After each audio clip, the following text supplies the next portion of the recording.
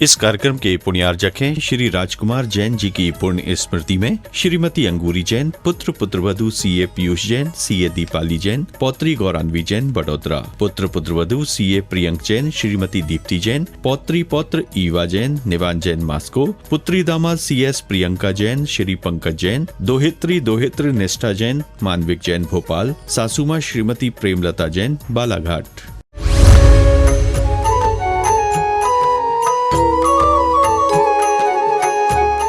प्रश्नोत्तर रत्न मालिका में आचार्य महाराज पुनः प्रश्न कर रहे हैं। अब प्रश्न आया है का हरनिश मनु चिंत्या, अहर्निश मनु चिंत्या का, अहर्निश अनुचिंत्या का।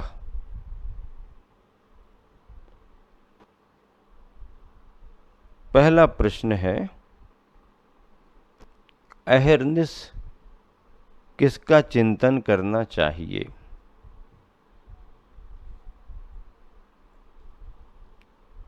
अर्थात व्यक्ति को निरंतर क्या विचार करते रहना चाहिए? उत्तर दिया, संसारासारता, संसार की असारता का चिंतन करते रहना चाहिए। न च प्रमदा, प्रमदा का चिंतन नहीं करना चाहिए।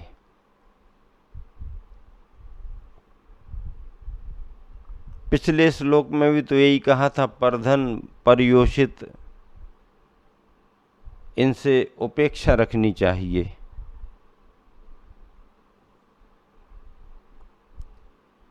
प्रमदाह स्त्री कहलाती है।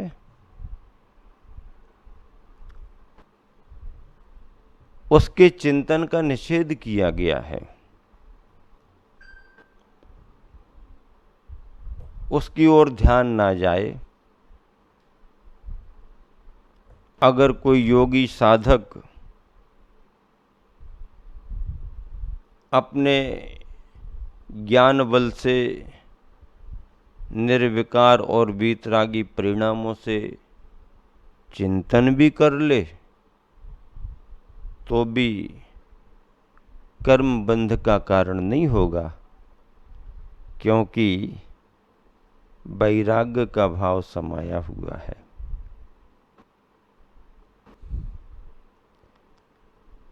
संसार की असारता का चिंतन बार बार करो, ये कहा गया है।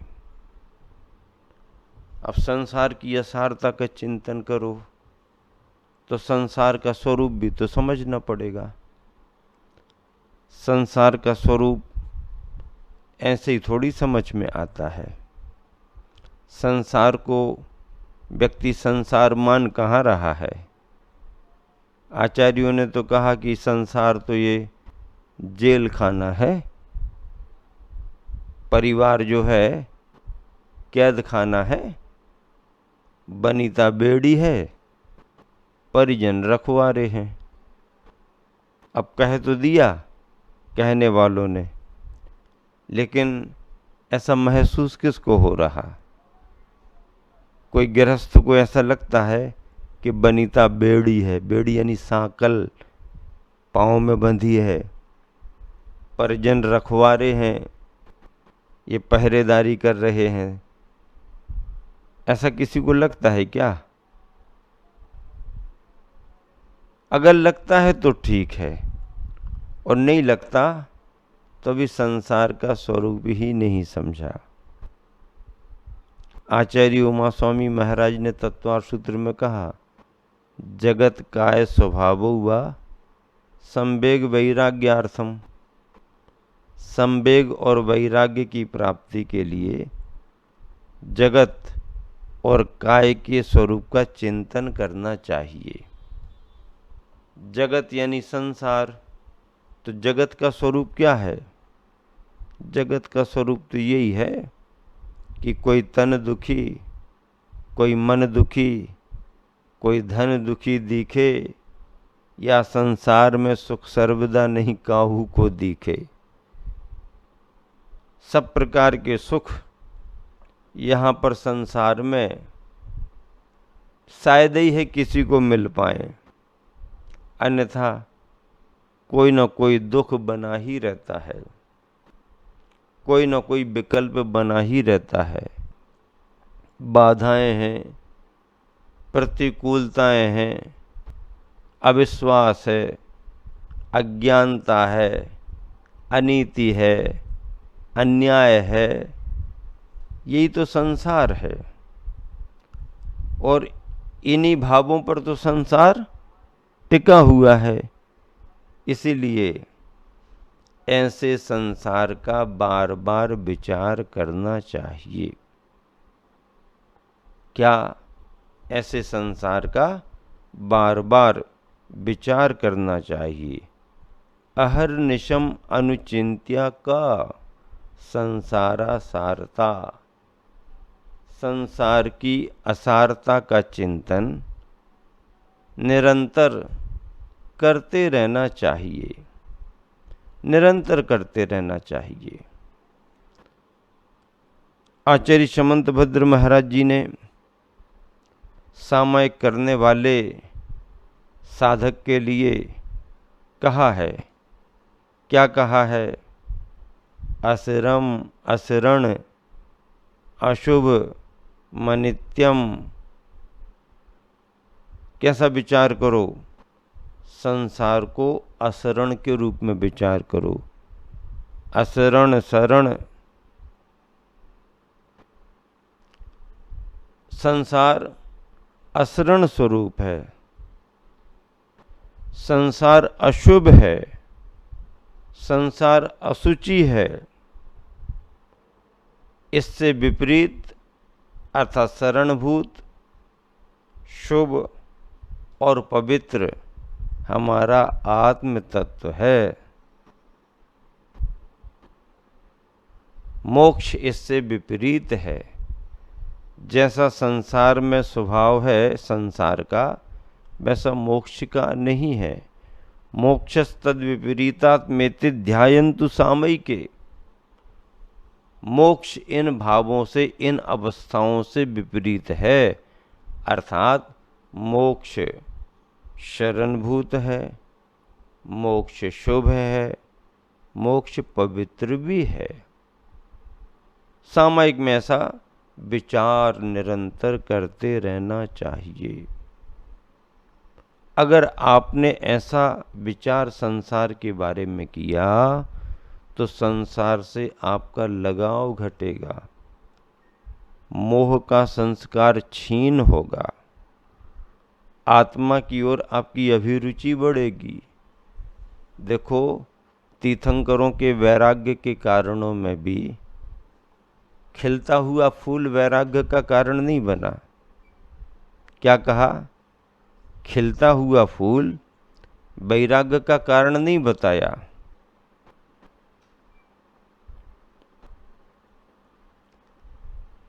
नगर बन रहा है आसमान में मेघों का, ये वैराग्य का कारण नहीं बताया। बसंत ऋतु चहक रही है, महक रही है, ये वैराग्य का कारण नहीं बताया। लेकिन मुरझाया हुआ फूल देखा, वैराग्य हो गया। मेघनगर विनष्ट हो गया, नष्ट हो गया, वैराग्य हो गया। घने घने काले काले बाल देख करके वैराग्य कहीं नहीं लिखा, लेकिन उन घने घने काले काले बालों में एकाध सफेद दिख गया। ओह, अब बालों का सफेद होना शुरू हो गया, समझ जाओ वैराग्य का कारण हो गया। अब इस उदाहरण को सुनकर के मैं बहुत विचार करता हूँ। चतुर्थ काल के उदाहरणों में तो यही लिखा है कि एक सफेद बाल दिखा और वैराग्य हो गया। अब पंचम काल के उदाहरणों में तो ये बताना पड़ेगा कि कोई काले बाल कराने गया हो और सभी बाल काले हो गए हों और एक आध सफ़ेद बचा रहा, तो ये वाला काला क्यों नहीं हो पाया, इसी में वैराग्य हो जाएगा। अरे यार, इसने धोखा दे दिया, सारे बाल सफ़ेद हो गए हैं और एक केवल बचा है, अरे ये क्यों नहीं पका, धोखा दे दिया, वैराग्य हो जाए। वैराग्य के कारण तीर्थंकरों के अलग अलग हैं, जाति स्मरण भी है, उल्कापात भी है आदि। मतलब ये है कि शाश्वतता पर विचार करके वैराग्य के कारण कम बने हैं, विनश्वरता पर विचार करके वैराग्य के कारण ज्यादा बने हैं। इसीलिए आचार्य महाराज ने कहा प्रश्न के रूप में कि अहिर्निश दिन रात किसका चिंतन करना चाहिए? संसार की असारता का चिंतन करना चाहिए। इससे क्या होगा? इससे वैराग्य के भाव बढ़ेंगे। आचार्य श्री ने प्रवचन में एक बार कहा, क्या विचार करो? तो आचार्य श्री बोले, मैं पंक्तियां सुनाता हूं, इन पर विचार करो। संसार शोकमय है। संसार कैसा है? शोकमय, चिंता में पड़ा हुआ है। संसार शोकमय है। काया रोगमय है। जीवन भोगमय है। संबंध वियोगमय है।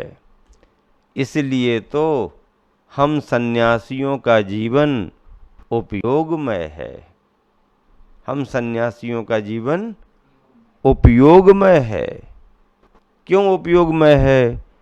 क्योंकि संसार शोकमय है, काया रोगमय है, जीवन भोगमय है, संबंध वियोगमय है। इसलिए हम साधक सन्यासियों का जीवन उपयोगमय है। ऐसा चिंतन निरंतर करो, बार बार करो, हमेशा करो। का प्रेषी विधेया, का प्रेषी विधेया, प्रेमिका किसको बनाना चाहिए? बताओ, प्रश्न पूछ रहे हैं कि प्रेमिका किसको बनाना चाहिए? तो कहा करुणा दाक्षिण्यम मैत्री अपि। करुणा को, दाक्षिण्य चतुरता को और मैत्री मित्रता को प्रेमिका बनाना चाहिए। अर्थात इस पर भरोसा करना चाहिए। इस पर क्या करना चाहिए? भरोसा करना चाहिए। करुणा, चतुरता और मित्रता। करुणा क्या है? दया के परिणाम की एक विशेष अवस्था का नाम करुणा है। क्या? करुणा गुण है। कारुण्य भाव महत्वपूर्ण होते हैं। तो ऐसा करुणा का भाव, दया की, अनुकंपा की, दयाद्रता की विशेष अवस्था का नाम करुणा है। प्राणी मात्र के प्रति करुणा, और यह तो अरहंत भगवान में भी परम करुणो। हमारे भगवान कैसे हैं? परम करुणो, परम करुणावान है। दया दूसरे पर की जा सकती है, लेकिन दूसरा ना भी हो तो भी हमारे भावों में करुणा का प्रवाह बह रहा है। करुणा बह रही है। अपन क्या कहते? करुणा पर करुणा करो, करुणा कर करुणा करो। हे करुणा के आकर करुणा कर, करुणा के समुद्र मुझ पर करुणा करो। कर से दो आशीष, अपने करों से आशीष देकर, अपने कर से आशीष दे करके हे करुणा कर, मुझ पर करुणा करो। मुझ पर क्या करो? करुणा करो। करुणा दया की पराकाष्ठा का नाम है। ऐसी करुणा को चतुरता, चतुरता का मतलब है बुद्धिमत्ता। चतुरता का मतलब क्या है? कुशलता, चातुर्यता। चतुरता का मतलब दूसरों को धोखा देना, ठगना, ये चतुराई नहीं। चतुरता का मतलब प्रवीणता, कार्य करने में कुशलता, चतुराई, बुद्धिमत्ता, ये चतुरता के पर्यायवाची नाम हैं। ऐसी चतुरता से, बुद्धिमत्ता से आपको प्रेम होना चाहिए। अकबर बीरबल की कथाएं सुनते हैं, बुद्धिमत्ता का परिचय मिलता है। सैनिक पुराण में, सैनिक चरित्र में सम्राट सैनिक के मंत्री अभय कुमार की बुद्धिमत्ता के किस्से मिलते हैं। कैसे कैसे अभय कुमार चतुराई से काम करता था। राजाओं के मंत्री बड़ी चतुराई से काम करते हैं। राजा कभी कभी विपरीत आदेश भी दे सकता है, तो मंत्रीगण उस परिस्थिति को बड़ी चतुराई से संभाल लेते हैं। चाणक्य ने बड़ी चतुराई से चंद्रगुप्त को तैयार किया। चातुर्य था, दक्षता थी, कुशलता थी, तो ऐसी चतुराई का भी महत्व है। बुद्धि की विशेष क्षमता इस चतुराई में काम करती है। दूसरों को ठगने, धोखा देने के लिए ही चतुराई होती है, ऐसा नहीं है। वो तो छल फरेब में दिमाग लगाया, लेकिन बिगड़ते हुए काम को बनाना, हर परिस्थिति को संभालना, इसमें बुद्धिमत्ता काम करती है।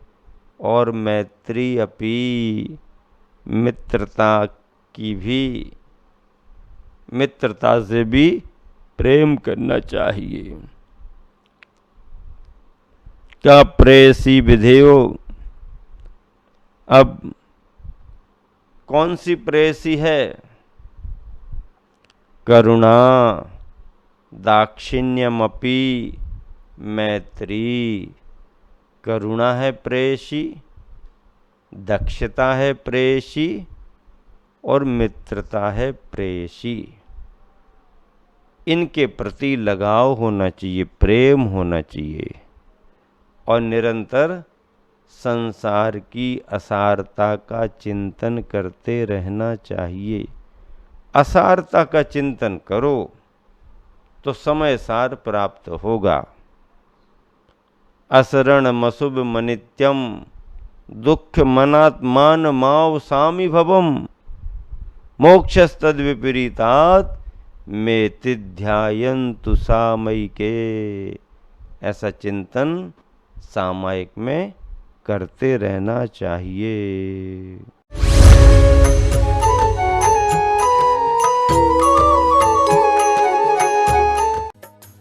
इस कार्यक्रम के पुण्यार्जक थे श्री राजकुमार जैन जी की पुण्य स्मृति में श्रीमती अंगूरी जैन, पुत्र पुत्रवधू सीए पीयूष जैन, सीए दीपाली जैन, पौत्री गौरान्वी जैन बड़ोदरा, पुत्र पुत्रवधू सीए प्रियंक जैन, श्रीमती दीप्ति जैन, पौत्री पौत्र ईवा जैन, निवान जैन मास्को, पुत्री दामाद सीएस प्रियंका जैन, श्री पंकज जैन, दोहित्री दोहित्र निष्ठा जैन, मानविक जैन भोपाल, सासुमा श्रीमती प्रेमलता जैन, बाला